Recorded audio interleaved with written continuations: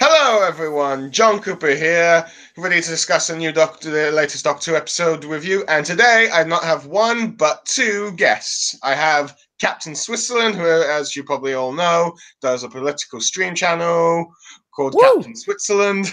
There we Hello. go. And we also have one of the other guests during his channel, which I also join in is Gerard or Gerard. Jared, before we start with the episode, how about we, like I did with Captain Swiss, I want to know what your thoughts on the latest series are so far. I'd say it's pretty good so far. I'd say there were some stinkers like arachnids. I wasn't too fond of that one. And I got really bored during Kerbalam. But Okay. it's pretty good. Oh, that's interesting. Let's see, because me and Swiss quite like that one. Fair enough. What do you think of the latest Doctor so far? I had worries for the first, which has turned out to be really good so far. Okay, fair enough. Anyway, let's see, but we'll get more to that once we've discussed the episode. Anyway, first off, the description. Let's see, the episode 9, It Takes You Away. Let's see. The Doctor and her companions arrive in Norway, landing near a cabin where they meet a sole occupant, a blind teen called Hannah, where they learn her father Eric has moved into the cabin following the death of their mother Trine. But her father has been missing for 4 days, and she fears going outside due to sort of monsters roaring outside. And there appears to be a bunch of disturbances around the house. I believe there's like a message about how her father is dead or something. But anyway, it isn't long before the Doctor and co discover this in the bedroom mirror, which has now a bedroom mirror in the bedroom, has no reflection. So the Doctor, Graham, and Yasmin decide to go inside it. Let's see, when it discover the portal, while Ryan is left behind to look after Han. Let's see. During when they enter the tunnel, the Doctor and Cole meet this humanoid elf-like alien called Ribbons of the 7 Stomachs, I believe it is, who, let's see, offers to show them the way to find Eric if the Doctor agrees to give her sonic screwdriver by the end of it. It is now an appropriate time for me to mention that guy really reminded me of Gollum from Lord of the Rings. the little guy they met in the caves. Yeah, you can say that. Yeah. That wouldn't surprise me. Though granted, Gollum with clothing and much more and a lot less crazier. Yeah. Yeah. Probably Gollum if he did not lose his mind. But yeah. Let's see. Anyway. Meanwhile, with Hans and Ryan, I believe the two are arguing partly because Ryan refuses to let her leave the room. He eventually locks her out of the bedroom. Let's see. And then goes to investigate these creatures' sounds, which turns out to be a bunch of sound waves, right? It just turns to be a speaker box. So Ryan's suspecting that someone's tricked her, particularly her father. And then when he goes back to try and meet Hans manages to knock him out by just listening to him enter when going through a door. Let's see, and he falls to the ground and she steals the key. Anyway, as the Doctor and co follow the Ribbons, they learn that they're in an anti-zone, a buffer space between the universe to prevent catastrophic damage. Sort of like a way of the universe's way of protecting itself, I guess. Let's see, and during the travel, they learn, the Doctor and co are warned by Ribbons of these flesh-eating moths, which he uses, who are attracted to the lights that they need to travel throughout the tunnels, but uses like a rat to distract them. And as we can see quickly, the moths are kind of like piranhas, as just one can just completely leave you boneless.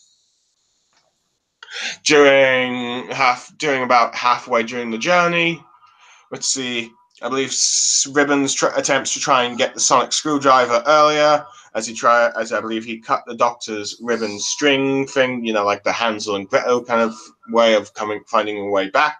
Yep. Trying to renegotiate the deal more to his favor, but I believe during a scuffle, the Doctor drops the screwdriver, and more moths arrive, but they're not falling for the rat.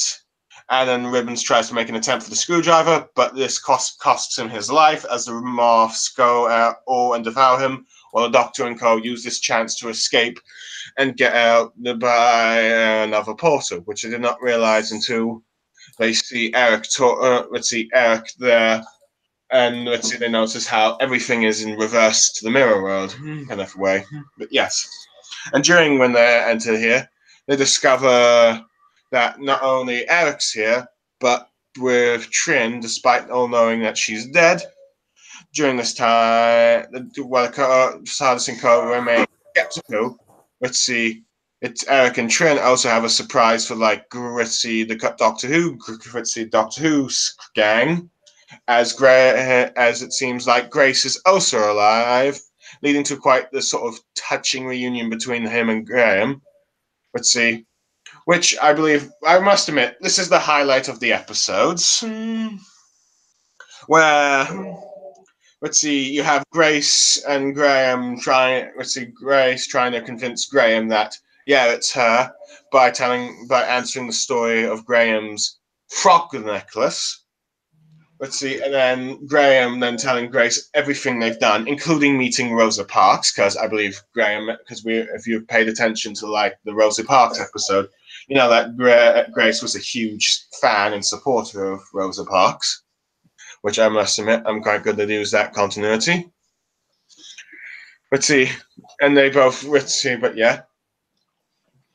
The Doctor then quickly during this time, I think the Doctor quickly deduces that they've had a counter with something called a Silatract, a sentient universe incompatible and exiled from the real one, which seeks companionship and now has to cut them off from their universe. During this time, I believe Ryan and Hans are both in the other dimension.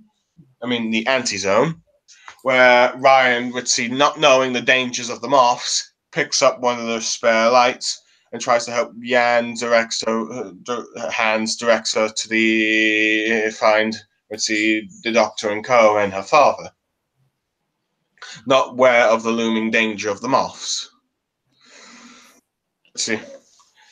Let's see now. Back with the Doctor and Co. She's trying to convince Eric to come back with them to the other mirror and see Hans, but Eric refuses because he wants to stay with his wife Trix, and Graham's starting to want to stay with Grace or try and get Grace to come with them. During this, the Doctor tries to convince them that they're not the actual Grace and Trix. And during this time, as Ryan and Fritzy Han are being chased by moths, Graham does the curls as a distraction so that Hans can get in. And when she's meeting what's supposed to be her mother, she recognizes that Trina's not real, and this fully convinces the Doctor that they need to leave. Otherwise, this whole place will collapse. It takes a while, but the Doctor's able to convince Yaz and Hans go straight away, which ends up them getting pushed by this sort of force by Trix.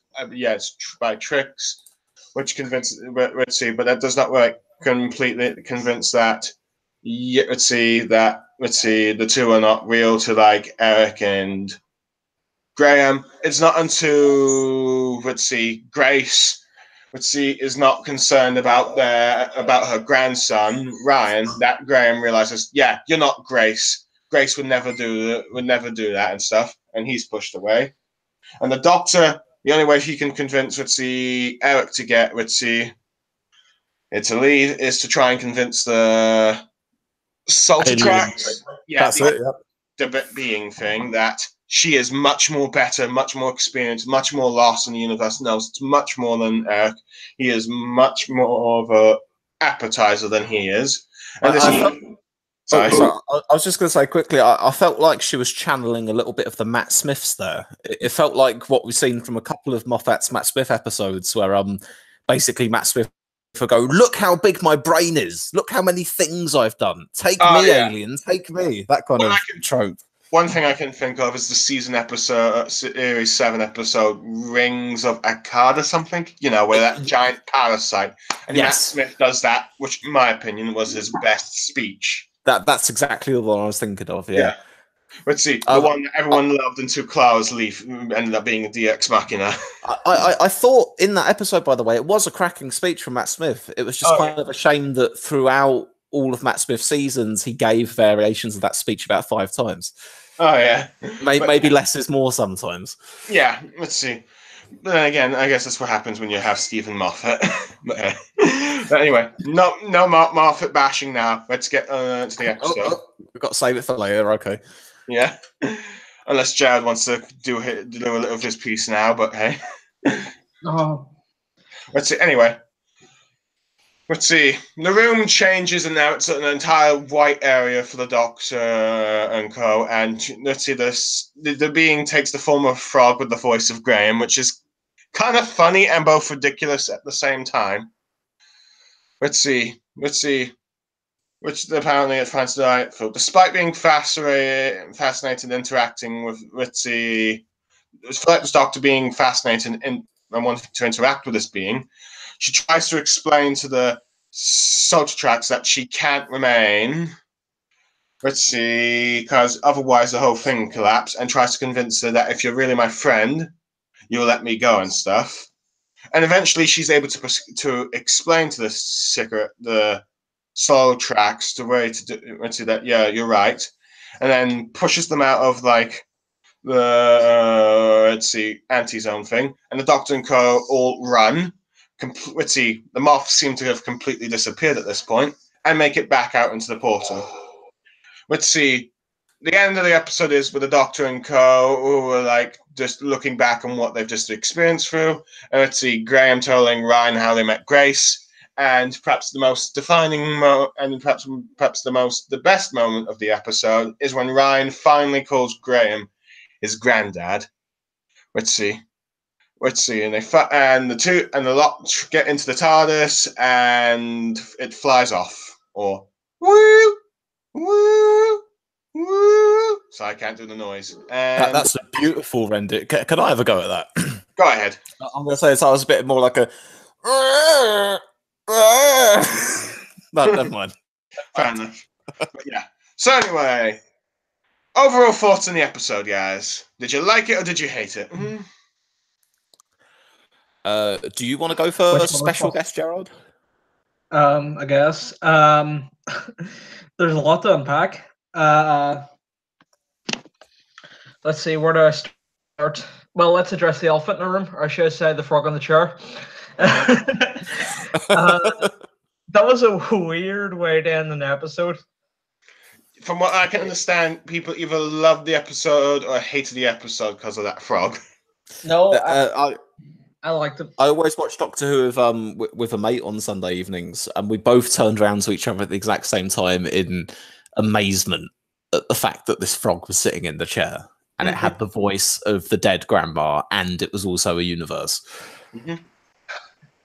Like the guy who, right? I'm convinced the guy who wrote the episode at the time had to have like a bong sitting right beside him. Like, you cannot come up with that. And then what happens is she gets sucked into the universe, and then the universe becomes a frog. I can see it now, yeah. Let's see, but yeah, let's see. One thing I have to say is there are 2 fears I have as a person: moths and big moths, or should I say moths and big insects. So the episode was a bit of an experience. Let's say that much. So it was a scary episode for you. No, mainly because I'm afraid of moths. Oh yeah, I have a big fear of moths. So all right, but we should go to Japan then. I heard the moths there are big, but yeah. Apparently, moths are a meme now as well. I'm not up in days, but apparently they love moths. Okay, fair enough. But let's see. So, Swiss, what did you think of the episode? When it first started, I was questioning whether it was gonna be very interesting. It didn't really rope me in. I didn't really care about the blind girl or the fact that her dad was missing or what the spooky mystery of the mirrors were. But by the time we kind of got to the in-between world with the little goblin fella and the killer moths, I was like, okay, this has got legs to it. There's something going on here. Mhm. And then when you got into like parallel universe territory, on the one hand, it felt a tiny bit cheap to like bring in Graham's dead wife, but perhaps we should have seen it coming. But it was still interesting, and it was still a reasonable way for them to do it. Saying, okay, it's a parallel universe where we recreate people. It's better than, I don't know, Puddle Girl from Capaldi's last season. Oh boy, oh yeah. Yeah. Fair enough. For me, I guess I kind of found the episode a bit boring in certain parts. I mean, granted, I don't think it was overall bad. I mean, let's see, just bits that didn't interest me. I mean, I did get interested when they were in the anti-zone with that sort of goblin thing. I was just expecting him to last a bit longer, I will be honest, but let's see. Would you say then it sort of suffered a bit from pacing issues, this episode? Yeah, I think this episode suffered from pacing issues. Let's see, but I definitely say the highlights is definitely the Graham stuff. Anything with Graham in this episode is amazing. Let's see, I'm pretty certain that if there's one thing that's going to be remembered, let's see, guaranteed to be remembered as Series 11, it's Graham. Yeah, I mean, I watched him interacting with his dead wife, and he was emoting, wasn't he? Oh yeah, he gives perhaps the most human emotions and reactions throughout the entire episode. Let's see, but yeah, I definitely let's see. Go on. I was just going to say it's probably worth talking about the B plot as well. Obviously, like while they were going and investigating what's going on in the other universe, the little girl was left behind. Getting tricked by tape recorders, slamming people's faces indoors, all sorts of shenanigans.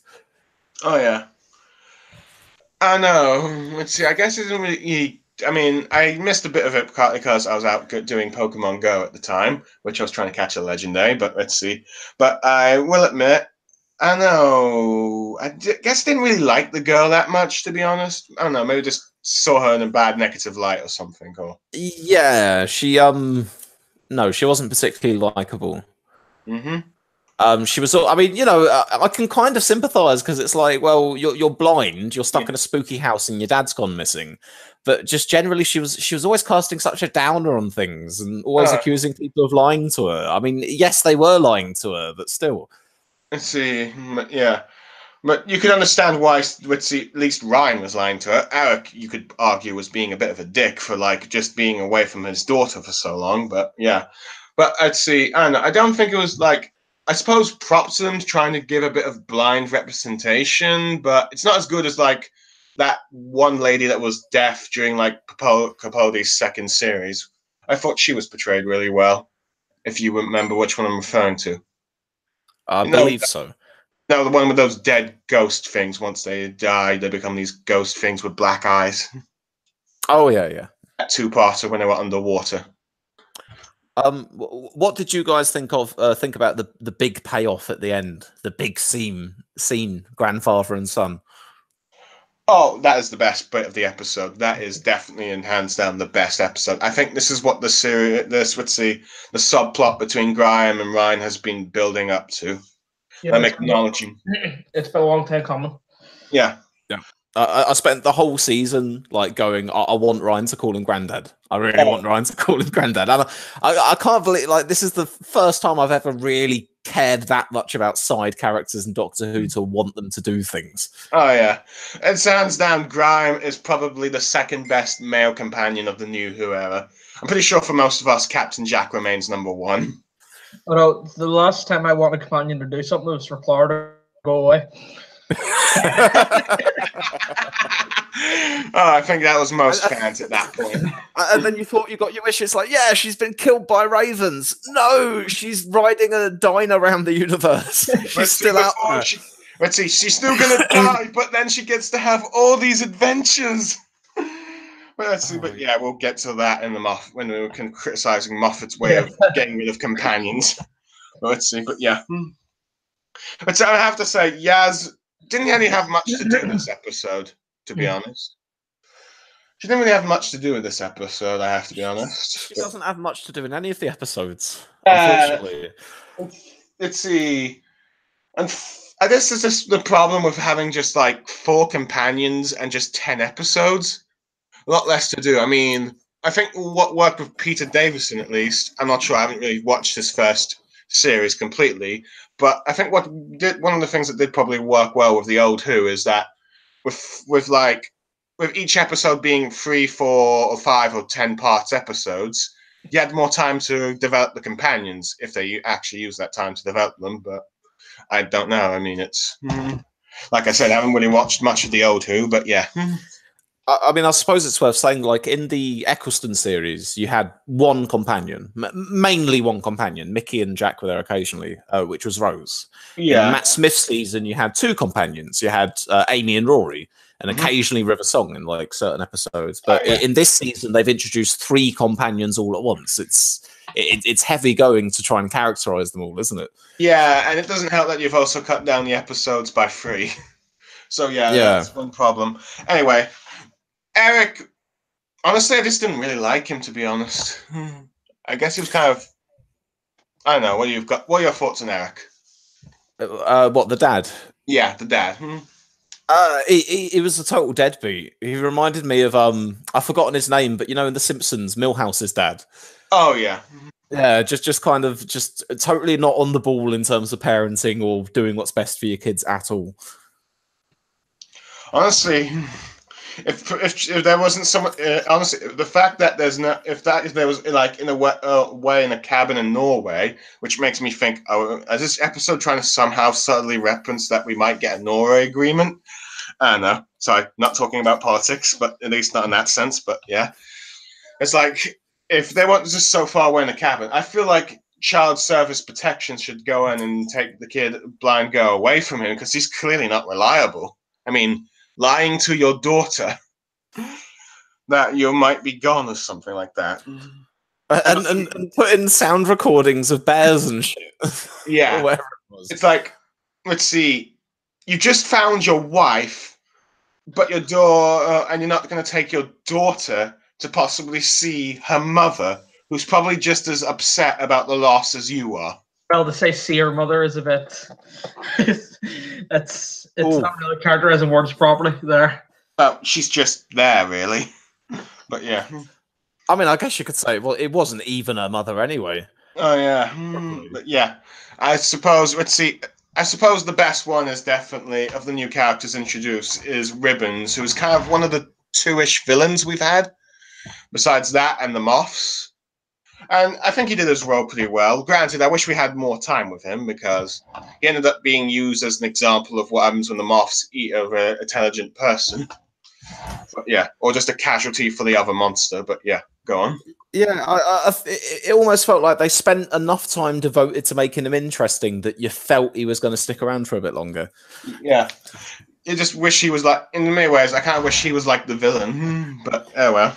But I'd say that's quite similar to what's been going on in this season a lot, which is they've been subverting expectations an awful lot. I find myself watching episodes of this season thinking I've got a pretty good idea of who's the good guy, who's the bad guy, who's going to get killed off, who's going to survive to the end. And more often than not, I've been wrong. Yeah, look, granted, I suppose this time it just didn't feel as powerful as like the one in Kablam and stuff like that. But oh well, But yeah. Anyway, and the Moths, I think we've probably said they're probably terrifying enough or threatening enough. Though granted, I suppose they were so minor that you wish you could have had more time with them and stuff. But yeah. And let's see, Ryan, I think we, for the most part, quite enjoyed having him about, particularly when he said, let's see, Granddad to Graham. Well, granted, he had to, most of his interactions had to be with the blind girl, so I don't think he got much out of him like you probably would if you had him interacting with someone else. But yeah, it's kind of a disappointment that he didn't get to encounter Grace, but I suppose it helps Witsy get Graham to realize that that's not that. Let's see, Ryan being in danger. That's not Grace when she's not going out to rescue him or getting Graham to go rescue him. Yeah, and it's probably worth saying as well that Grace was obviously only alive for the first episode, and in that episode, you could say that it kind of focused on Ryan and Grace, and in this episode, it focused on Graham and Grace's relationship. Oh yeah. So it kind of it decided to sort of do it from another direction. Oh yeah, balance it out. But yeah. Anyway, the last character we need to discuss itself is the 13th Doctor. So, how do you think she did this? How do you think she did this in this episode? I thought she, I thought she was all right. I think that I think I like the character of the 13th Doctor, but I'm not always convinced in Jodie Whittaker's portrayal of her. There's just like the odd few lines here and there that sometimes fall a tiny bit flat, but for the most part, it's fairly solid. I think the best thing that she did in the episode for me is when they were up in the attic and she wrote in chalk on the walls instructions so the girl couldn't see it. I thought that was, a really simple thing to do, but quite clever as well. Fair enough. Let's see. She ended up making another one of those speeches today, but this time it seemed to have actually worked because, she's been making speeches in the last few episodes trying to convince, like, the bad guy or this guy that's currently being, or like King James to, like, let's see, don't do this to me and stuff, but it doesn't work. But in the end, the speech worked on a frog. Yeah, a frog. Honestly, it reminds me of like the old days of Naruto where they had talk no jutsu, if you know what I'm referring to. Yeah. I'm talking about an anime, the one that was like compared to Bleach, but yeah, go on. Oh, I know Naruto, but I don't know like an awful lot about Naruto. Fair enough, but it's fair enough. But yeah, I wouldn't really recommend watching the series. But let's see. Anyway, if you haven't gotten invested in it and stuff, but yeah. Anyway, so overall score of the episode. But I'll give this one a 5. It had some interesting points to it, but I didn't really get interested in it until the second half. So it was a little bit hit and miss for me. But 4 of those 5 points I've given it are for the Graham's granddad moment at the end. Oh yeah, yeah. What about you, Gerard? Right, I'm gonna throw in a hot take here, 7. Okay, yeah, fine, yeah. Let's see. As myself, I'd probably give it either a 5 or 6. Let's see. To me, it was probably the most boring episode, partly just how unpaced it might have been. But it's got its highlights. I mean, it's not completely unwatchable and stuff. It's not got like this really frustrating stuff that you probably can get in the Moffat era in its more worst days. But let's see. But it has like this. It has some really good stuff, particularly with like Graham and Grace, all that stuff. But yeah. Let's see. Not really what I was hoping. I was really hoping for a bit more exciting episode for like the second last, but it appears that next week's episode is going to be it's going to be some form of battle, which I am looking forward to, and I'm pretty sure you all as well. Let's see. Yes, indeed. Yeah, I hope you'll both be able to join me there. And once that's happened, let's see. I'm possibly thinking of doing like let's see, overall review discussion of Series 11 so far. Of course, we still need to do that Stephen Moffat one. And of course, we need to do that New Year's or Christmas one as well. Let's see. But yeah. Anyway, what's it going? You about to say something? Oh, I was just going to say awesome. Looking forward to this week's episode. Oh, yeah. Let's see. I'm hoping that the alien race of Tim Shaw appears. I don't know. But I think this is one where we might get the hint of what this... You remember the second episode, those cloth things mentioned about this time child or something? I'm pretty sure we're going to finally get answers to that, even though there hasn't been really like a story arc this series of Doctor Who, which actually is unique, really, to be honest. Yeah, it'll be interesting to see what happens in the final episode, how many callbacks it has to anything that happened earlier, but it definitely feels if there is a story arc this season, it's a lot more subtle than, again, going back to Moffat, a lot more subtle than the Moffat story arcs. Or even the Russell T Davies, where they at least mention a recurring thing like Bad Wolf, Torchwood, Harold Saxon, etc. But yeah. Yeah. But yeah, anyway. Yeah. Anyway, that's all we have to talk about. Let's see. Looking forward to next time. Bye for now. Catch you later. Gerard? Yeah. All right.